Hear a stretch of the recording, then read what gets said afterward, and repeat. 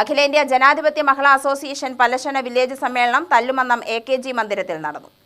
സമ്മേളനം ജില്ലാ എക്സിക്യൂട്ടീവ് അംഗം TR ഷിബി ഉദ്ഘാടനം ചെയ്തു.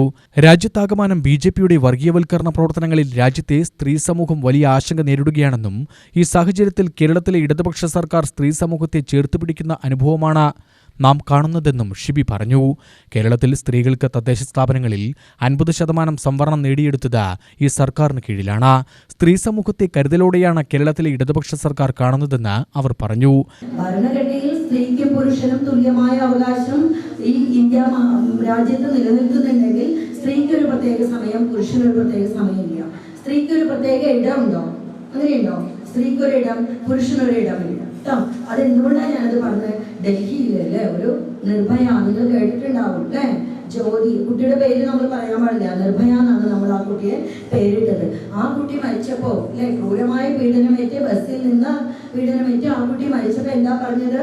അവിടുത്തെ മന്ത്രിമാര് പറഞ്ഞു, അവിടുത്തെ കോടതി പറഞ്ഞു, ചിലവരൊക്കെ പറഞ്ഞു. എന്താ പറഞ്ഞത്? ആ കുട്ടി രാത്രിയില് അല്ലെ അസമയത്ത് യാത്ര ചെയ്തു. ഒന്ന് അത് കാരണം 11 മണി 12 മണി അത് അസമയാണ്, സ്ത്രീയുടെ സമയമല്ല അത്. ഒന്ന് പിന്നെയോ കൃത്യമായി ആ കുട്ടിയുടെ വസ്ത്രം അല്ലെ വസ്ത്രധാരണം എന്തായിരുന്നു? ശരിയായിരുന്നില്ല. മറ്റുള്ളവർക്ക് കാണുമ്പോൾ എന്തൊക്കെയോ തോന്നുന്ന വിധത്തിലാണ് ആ കുട്ടി വസ്ത്രം ധരിച്ചത്. ഇതൊക്കെയാണ് കാരണം പറഞ്ഞത് അല്ലെ. വളരെ ക്രൂരമായി ആ കുട്ടിയെ ഗവൺമെന്റ് എവിടെ വിദേശത്ത് കൊണ്ടുപോയി ചികിത്സിച്ച് അല്ലെ, വളരെ ക്രൂരമായാണ് ആ കുട്ടിയെ ആക്രമിച്ചത്. ആ കുട്ടി മരണത്തോട് മല്ലിടിച്ച് ആ കുട്ടി മരണപ്പെട്ടു. ശേഷമാണ് കോടതി വിധിയും മറ്റ് അല്ലെ അതിലെ പ്രതികൾക്ക് വിധിയൊക്കെ ഉണ്ടായിട്ടുള്ളത്. അപ്പൊ പറഞ്ഞ കാര്യമാണ് ഒന്ന് അസമയവും ഒന്ന് വസ്ത്രധാരണവും. Area secretary PS Prameela, president C Sudha എന്നിവർ സംസാരിച്ചു. സമ്മേളനം പ്രസിഡന്റായി R അംബികയെയും സെക്രട്ടറിയായി P ഗീതയും ട്രഷററായി C ലീലാമണിയെയും തെരഞ്ഞെടുത്തു.